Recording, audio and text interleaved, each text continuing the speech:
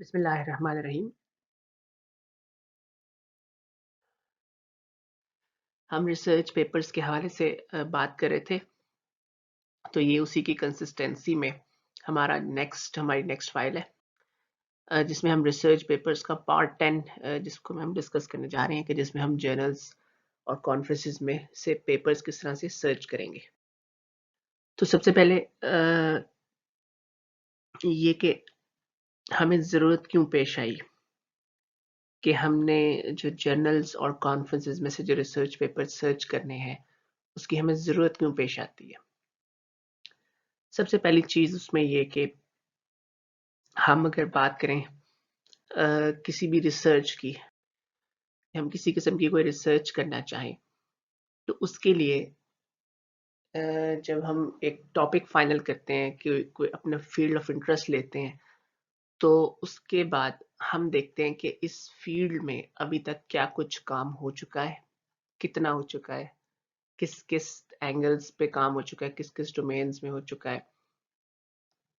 तो वो अब एग्जांपल अगर मैं यहाँ कोट करूँ कि लेट्स सपोज एक रिसर्चर है, let's suppose in our university वो काम करता है किसी हवाले से। अब उसने वो काम कर लिया, उसने अपने एंड पे एक रिसर्च कंडक्ट की। तो रिसर्च मींस कि उसने कोई नोवेल काम किया, कोई नोवेल अटेम्प्ट किया, कुछ इम्प्रूवमेंट लेकर आया किसी सिस्टम में, और उसके बाद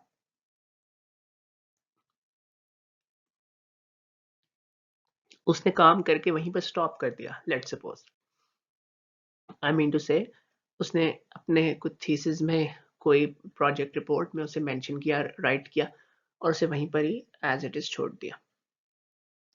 हाउ अबाउट दैट कि अगर वर्ल्ड में कोई किसी और कंट्री में पैरेलल में वही काम उस तरह से हो रहा हो, जस्ट जिस तरह से वैसे उसने काम किया वैसा ही काम कहीं और हो रहा हो, वैसे ही कोई इम्प्रूवमेंट बोले आया हो, वैसी ही नोवेलिटी, वैसे बाय लक, चले कह नहीं सकते कि एग्जैक्ट सेम होगा, लेकिन चले हम एक एग्जांपल जो डिस्कस करते हैं वो ये करते हैं कि लेट्स सपोज एग्जैक्टली सेम हो गया। How about that. तो इस केस में क्या होगा कि जो देखिए, रिसर्च तो उसकी काउंट की जाएगी जो कि पब्लिश होगी। जो रिसर्चर अपनी रिसर्च को पब्लिश करवा लेगा वो काउंट हो जाएगी, जो नहीं करवाएगा वो काउंट नहीं होगी। मींस कि वो रिसर्च जिसने बाद में की और पब्लिश करवा ली, पहले वाले ने नहीं पब्लिश करवाई, तो वो बाद के वाले के नाम के साथ पब्लिश हो जाएगी। तो इट मीन्स के रिसर्च जो है ना, वो अगर किसी ने की है तो पब्लिश करवाना ज़रूरी है, और एट अर्लीस्ट करवाना ज़रूरी है, ताकि क्योंकि जो रिसर्च होती है वो करंट रिसर्च है, और अगर करंट पब्लिश ना की तो मे बी उससे बेहतर आ जाए, उसी जैसी आ जाए, तो आपका नाम लिस्ट में शामिल ही नहीं होगा कि आपने कोई रिसर्च की है। अब यहाँ से ये सारी बात करने का मकसद ये था कि जब कुछ रिसर्च पब्लिश हो जाती है और हमने अपनी रिसर्च करनी हो, तो हमें कैसे पता चले कि प्रीवियसली रिसर्चेस कैसी हुई हैं, कितनी हुई हैं, क्या क्या कुछ हो चुका है, ताकि हमने कितना काम करना। इन शॉर्ट के रिसर्च करने से पहले एक बेस लाइन चाहिए होता है कि किस लेवल तक काम हो चुका है, हमें कितना काम करना है और उससे आगे बढ़ना है। मतलब अगर 30% या 40% तक काम हो चुका है तो हमें पहले वहां तक उसे अचीव करना है, फिर हमने उससे आगे बढ़ना है कि इतना काम प्रीवियसली हुआ था और इससे हमने अब आगे जाना है। रिसर्च के इस पार्ट को लिटरेचर रिव्यू भी कहा जाता है, कि लिटरेचर रिव्यू उसको कहते हैं कि लिटरेचर रिव्यू हमने किया है। अच्छा, इस हवाले से एक चीज तो ये है कि ये सारा लिटरेचर रिव्यू हर रिसर्चर को करना पड़ेगा जिसने रिसर्च करनी है उस डोमेन में। इसका आंसर ये है कि इसके दो तरीके हैं। देखें, एक तरीका तो ये ना, आप बैठ जाएं और जिस जो काम अब मैं आपको सिखाने जा रहा हूँ उस तरह पेपर सर्च करें, और इस तरह से आप तकरीबन हंड्रेड्स ऑफ पेपर सर्च करें। 2000 में क्या रिसर्च हुई, 2000 में कितनी हुई, सारी डाउनलोड करें, पढ़ें, 1 में, 2 में, 2003, 4, 5, 6, 2020 में क्या हुई, 2021 में टिल डेट जब तक आप काम कर रहे हैं क्या रिसर्च हुई।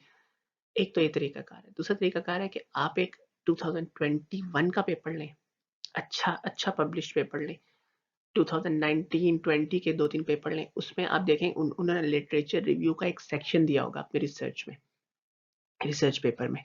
तो आप उसको कोट करें, उसमें मेंशन होगा कि टॉप मोस्ट रिसर्चेस जो होंगी ना, जो कि 2000 से लेके 2020 में जो रिसेंट है, वो सारी उसमें ऐड अप होंगी। तो आप ऑटोमेटिकली उसको अपने पास कोट कर लें और उसको रिफ्रेश कर लें, अपने वर्ड्स में लिख लें, वो चल जाता है।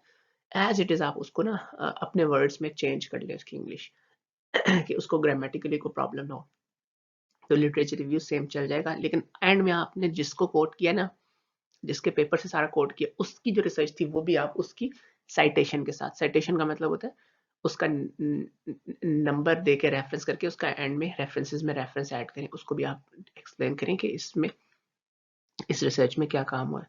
दूसरा एक और तरीका होता है कि कुछ पेपर्स हैं जो कि आप लोगों ने नहीं करने हैं, क्योंकि आप लोगों का ताल्लुक पाकिस्तान से, पाकिस्तान में इसकी जो है ना एचईसी ने इसको बैन किया हुआ है। Review paper is a sort of paper, is a type of paper कि जिसमें सिर्फ रिसर्चेस को ही रिव्यू किया जाता है कि लास्ट तकरीबन 20 ईयर्स 15 ईयर्स 10 ईयर्स में इस एक स्पेसिफिक एंगल लिया जाता है कि इस एंगल से इस तरह से इसमें काम हुआ है और वो सारा रिव्यू किया जाता है।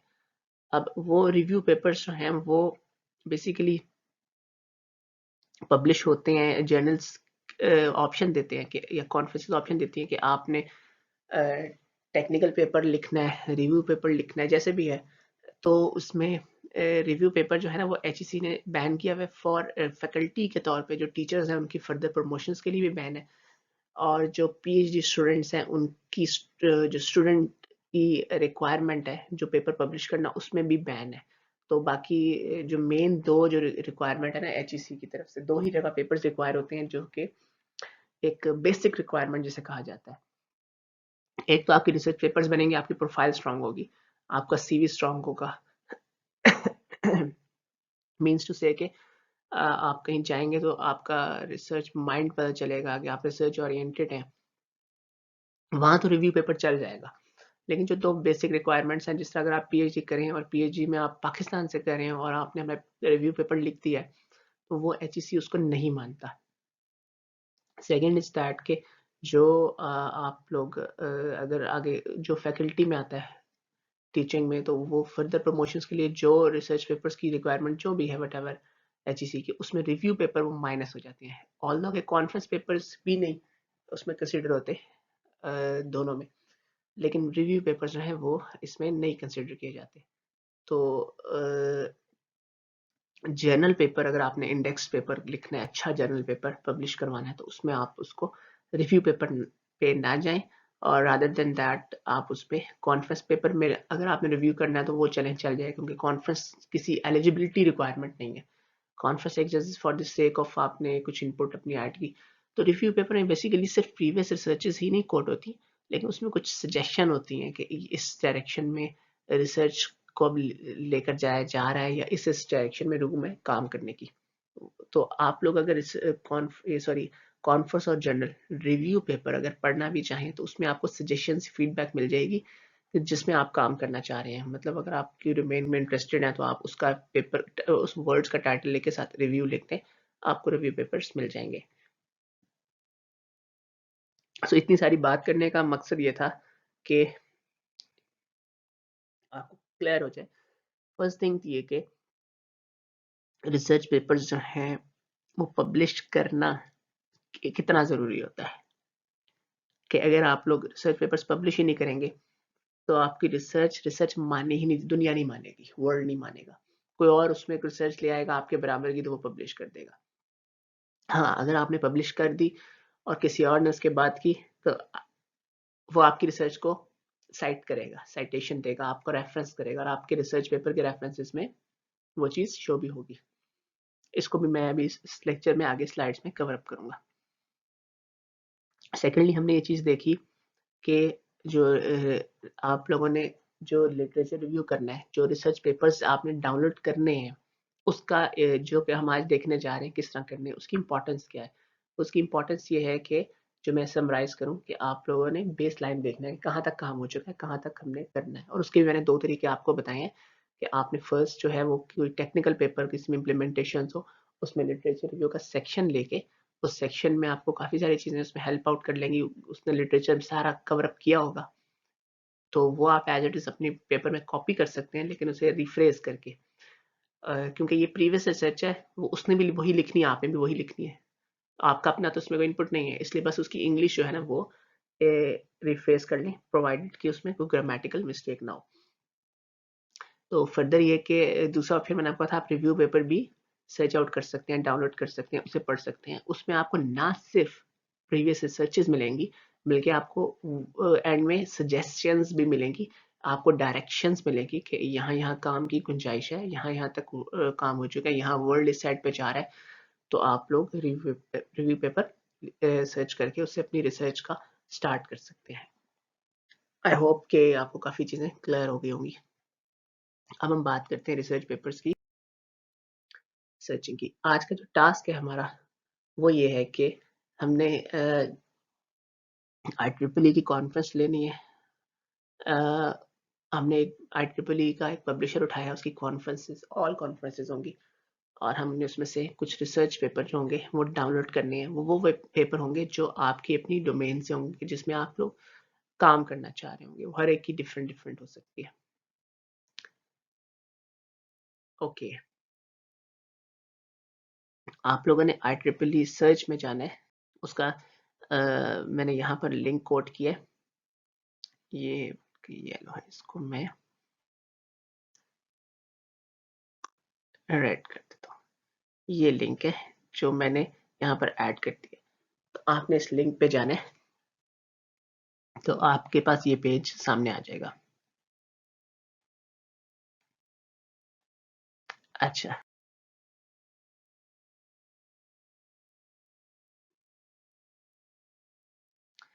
अच्छा, अब आपके पास ऑप्शन ये है कि आप लोगों ने कहाँ से सर्च करना है।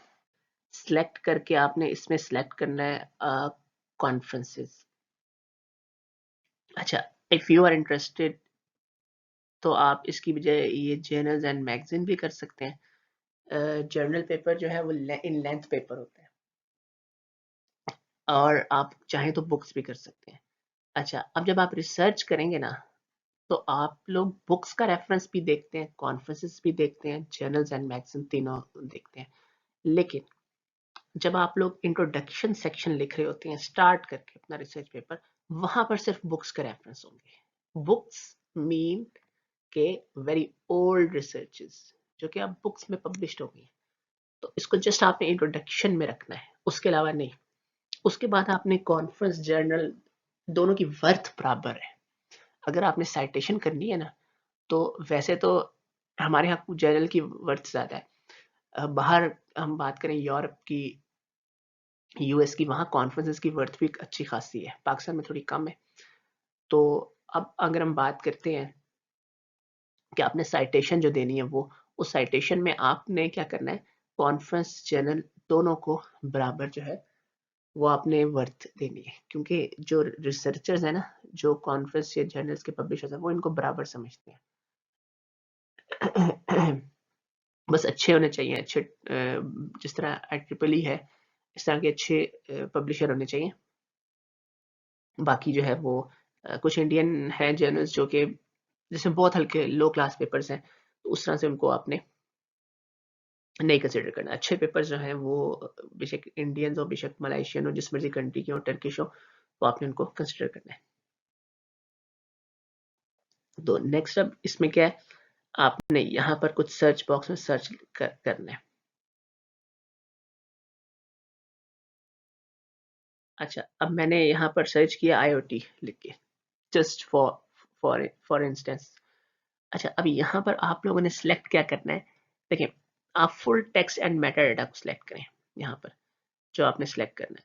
तो अगर अगर आप लोग बहुत रिफाइंड चाह रहे हैं, बहुत ज़्यादा, तो ऑथर का नेम आपको पता हो कि उस ऑथर का सर्च करना है, या DOI फंडिंग एजेंसी के किसी खास मतलब सपोज हम कहते हैं कि हमें इस एजेंसी ने, इस इदारे ने फंड किया, उसकी सारी रिसर्चेज आई, तो चलें वो बहुत स्पेसिफिक है, लेकिन आप full text and Meta data को सिलेक्ट करना है। या अगर आप लोग टाइटल चाह रहे हो, टाइटल भी आप कर सकते हैं। एब्स्ट्रैक्ट भी कर सकते हैं डॉक्यूमेंट टाइटल। तो आप, लेकिन बेहतर है कि आप ये करें। लेकिन अगर आपको बहुत वास्ट मिल रही है रिसर्च तो फिर आप इस तरह से करें। अब मिसाल के तौर पे आप कभी-कभार हम देखते हैं कि ये जो फंड करने वाला इदारा है, इसने कौन-कौन सी रिसर्चेस कराई हैं, तो फिर हम उस पे जाएँगे। बाज़ औक़ात हमें ये डीओआई पता होता है। डीओआई एक नंबर होता है, लिंक होता है जो कि एसोसिएट है हर पेपर के साथ। हमें बाज़ औक़ात वो पता होता है, हम उस हिसाब से सर्च कर लेते हैं। ऑथर के हिसाब से इस तरह से अगर आप टाइटल पे जाएँगे ना तो आपको बहुत ज़्यादा, मतलब ये कि कम पेपर्स आपके सामने आएँगे, क्योंकि टाइटल में बहुत सारी चीज़ें होती हैं, कई लोग स्पेसिफिक नहीं करते, जेनेरिक रखते हैं। एब्स्ट्रैक्ट उससे ज़्यादा, मतलब अगर आप लोग बहुत कम आप लोगों को चाहिए पेपर्स, रेयर 4, 5, 6, 8, 10, तो आप लोग टाइटल पे जाएँगे, देन उससे ज़्यादा तो एब्स्ट्रैक्ट पे जाएँगे, देन तो फिर आप फुल टेक्स्ट मेटाडाटा पे चले जाएँगे। अच्छा, इसमें एंड का ऑप्शन है, और का ऑप्शन भी है। ये आप लोगों के पास चॉइस है। और इसके अलावा फर्दर ऑप्शंस ये हैं कि डॉक्यूमेंट्स का ईयर कौन-सा होगा, किस साल से किस साल। जिस तरह आप लोग आम जो वर्ड मोबाइल पे जाएँ, जीएसएम अरीना पे जाएँ, मोबाइल सर्च करना हो आप लोगों ने, ओएलएक्स पे जाएँ, ज़मीन.com पे जाएँ, आपने हाउस सर्च करना हो, जस्ट ये बिल्कुल वैसा ही है। तो जस्ट वैसा सर्च बॉक्स है जिस पे आपने जाके सर्च करना है। तो अब मैंने सर्च किया तो यहाँ पर इस तरह से पेपर्स आते हैं। अब सपोज़ आप लोगों के पास पेपर्स जो हैं वो बहुत ज़्यादा आ गए हैं यहाँ पर। तो यहाँ सॉर्ट का ऑप्शन है, बाय रेलेवेंस होगा, बाय पब्लिश्ड ईयर होगा, कि कितना जल्दी पब्लिश हुआ, उस हिसाब से आप लोग इसको सर्च में कर सकते हैं। अच्छा, अब सपोज़ ये कि आपने पेपर ओपन किया है, उसे क्लिक किया है। अब आप लोग चाहते हैं कि ये पेपर डाउनलोड किया जाए। तो आपके पास एक ऑप्शन आ रहा है पीडीएफ का।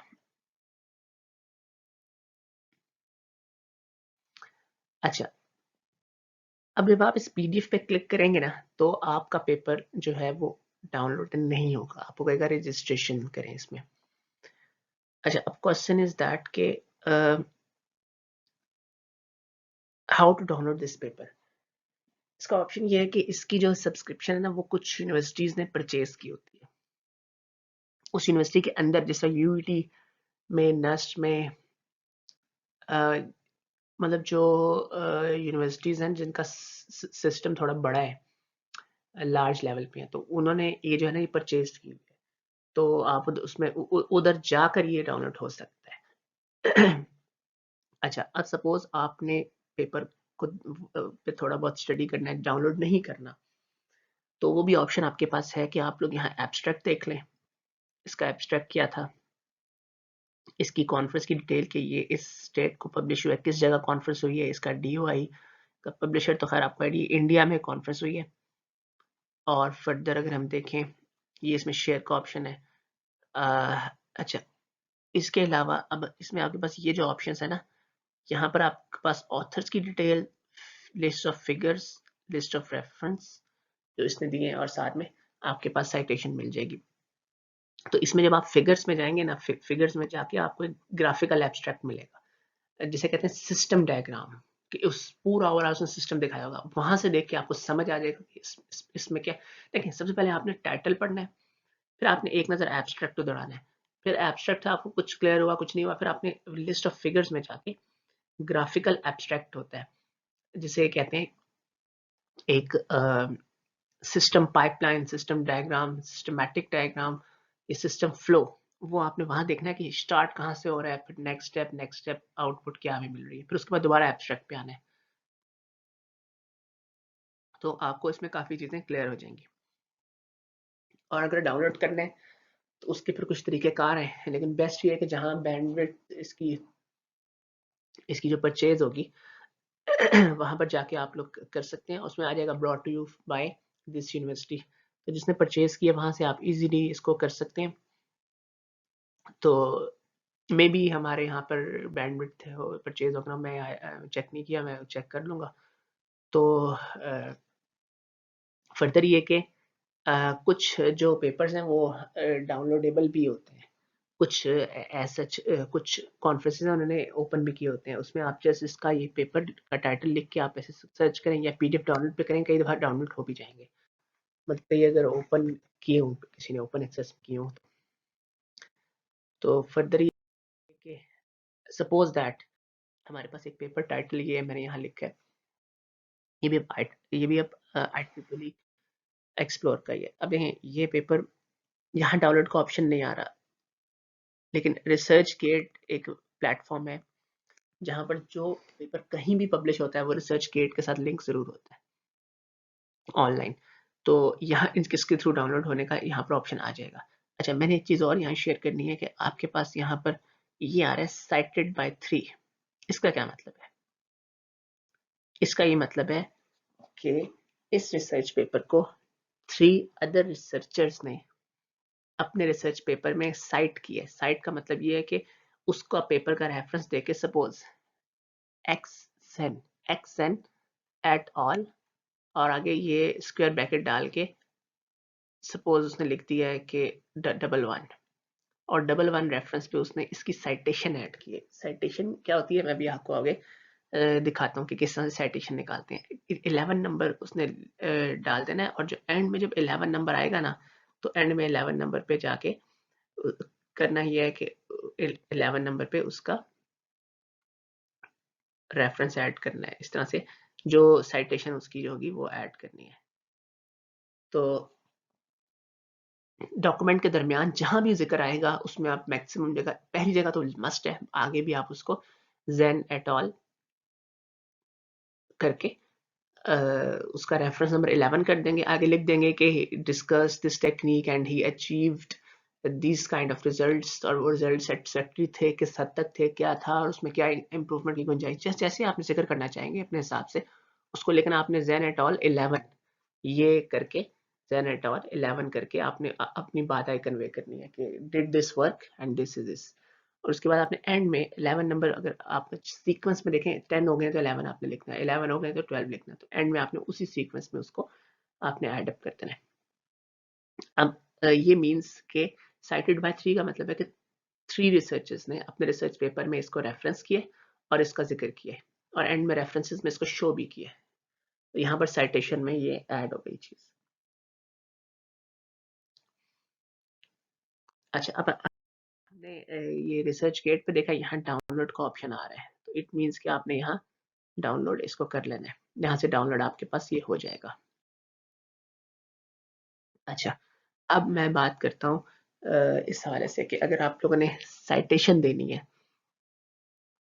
आप लोगों ने कोई पेपर पढ़ा है और अपने पेपर में आपने उसका रेफरेंस करना है, हवाला देना है, साइट करना है, तो आप लोगों ने क्या करना है? पहली चीज तो ये कि IEEE की जो वेबसाइट थी, जो पेज लास्ट ओपन हुआ था, मेरे पास अभी बैक जाने का यहाँ ऑप्शन नहीं है, उस पे भी आप लोगों के पास ऑप्शन था कि आप लोग अगर उसमें डाउनलोड साइटेशन का ऑप्शन था। कई जगह ऑप्शन नहीं होता, तो अगर ऑप्शन नहीं है तो सिमेंटिक स्कॉलर, जिस तरह से रिसर्च गेट एक प्लेटफॉर्म है ना, उसी तरह से हमारे पास सिमेंटिक स्कॉलर भी एक प्लेटफॉर्म। तो वहाँ पर भी जितने रिसर्च पेपर्स होते हैं वहाँ पर जाते हैं, लिंक होती है इसके साथ। तो सिमेंटिक स्कॉलर की वेबसाइट पे आपको ना 3-4 ऑप्शंस मिलते हैं कि आप लोग डाउनलोड किस तरह से करनी है साइटेशंस। तो आप लोग सिमेंटिक स्कॉलर लिख के वही रिसर्च पेपर आप इस तरह से मेंशन करें और इसका जो आपने लिंक है ना ये खोल लेना है, ओपन करना है। जब आप ये ओपन करेंगे तो आप लोगों के पास ये ऑप्शन आएगा साइट का, ये ऑप्शन आ रहा है साइट का। तो जब आप इसे क्लिक करेंगे तो हमारे पास आ जाएगा ये 3-4 किस्म के आ रहे हैं। आपने ML ले लें, APA ले लें, जो उस जर्नल की कॉन्फ्रेंस की रिक्वायरमेंट है। तो आप लोगों के पास ये ऑप्शन है। एज इट इज आप इसे कॉपी करके उसमें लिख सकते हैं या फिर आप इसको MLA में कन्वर्ट करेंगे या जस्ट क्लिक करेंगे, ये उस फॉर्मेट, ये फॉर्मेट का चेंज है इसके, उसको किस तरह से लिखना है। पहले ऑथर्स नेम आता है, फिर उसके बाद कॉमास में रिसर्च पेपर आता है, फिर उसका हवाला आता है कि publish in this conference this and this, और ईयर आ जाता है। कुछ में ईयर पहले होता है, कुछ में बाद में, बस ये इस तरह से छोटा मोटा चेंज है। तो आप लोगों ने इसको कॉपी करना है, या आपने अगर कॉपी नहीं करना अपने पास टेक्स्ट फाइल में सेव करना है तो ये एक्सपोर्ट का ऑप्शन भी यहाँ देता है। तो यहाँ से अगर आपको ना मिले साइटेशन तो आप इसको यहाँ पे इस तरह से कर सकते हैं। अब मैंने इसको APA स्टाइल में किया है, तो APA स्टाइल में ये थोड़ा सा चेंज हो गया है। इसमें ईयर पहले आ रहे हैं, ऑथर्स के बाद ईयर आ रहे हैं। उसमें जो था MLA में भी मेरे ख्याल में ईयर एंड में आता है।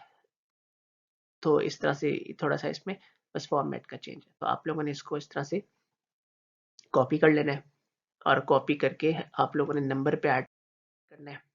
अच्छा, मैंने एमएलए कर दिया। एमएलए में देख लें रेफरेंस, ये सॉरी ईयर एंड में आ रहा है, छोटा मोटा इसमें चेंज है। ये मैंने जिस तरह से बोला था ना ज़ेन एट ऑल, तो ये इस तरह से इसने ये मेंशन किया हुआ है ज़ेन एट ऑल। और आगे कॉमास में पेपर नहीं, जब आपने अपना रेफरेंस लिखना है ना during your research paper writing, तो आपने एट ऑल लिख के नंबर लिख देना है इसका, और उस नंबर पे आपने ये सारी चीज़ यहाँ मेंशन कर देनी है एंड में रेफरेंस के तौर पे। आई होप कि आप लोगों ने अच्छा अंडरस्टैंड कर लिया होगा। ओके, अब आप लोगों ने क्या करना है, आप लोगों ने IEEE, स्प्रिंगर, एल्सवेयर में अपनी मर्जी से आप लोगों ने किसी भी प्लेटफॉर्म पे जाना है। ये तीनों पब्लिशर्स हैं। यहाँ पर जाके कॉन्फ्रेंस सेलेक्ट करना है या जर्नल सेलेक्ट करना है, इट्स अप टू यू। और आप लोगों ने अपनी मर्जी से कुछ वर्ड्स लिखने हैं।